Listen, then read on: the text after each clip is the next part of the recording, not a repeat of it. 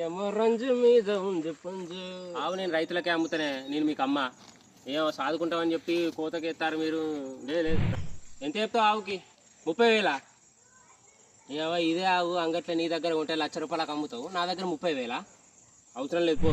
మంచి ఆవే ఇవి, పూటకు 6 లీటర్లు ఇస్తుంది. పాలు బంద్ చేస్తారా? బంద్ చేయరు. ఇక మీరు ఇచ్చే పైసలు నాకేమవుతాను, నేను బిల్డింగ్ కడతాను మీరు ఇచ్చే పైసలతోని. ఏమో పాలు చదువు ఉన్నాయి అనుకుంటా. లింగా నీ పొలంలో బర్రెలు పడ్డాయిరా. పొలంలో బర్రెలు పడ్డాయా? లంచాడికి గుద్దవక్క రాలేని తీయాలి, రోజు బర్రెలు పడతాయిరా. మళ్ళీ పాలకు ధర లేదు ఏం లేదు, అందరూ పాకెట్ పాలకు అలవాటు పడ్డారు. ఇక కేంద్రానికి వస్తేనేమో ఫ్యాటు, ఎస్ఎన్ఎఫ్, మన్ను మషడం అని లీటర్కి ₹30 ఇస్తారు.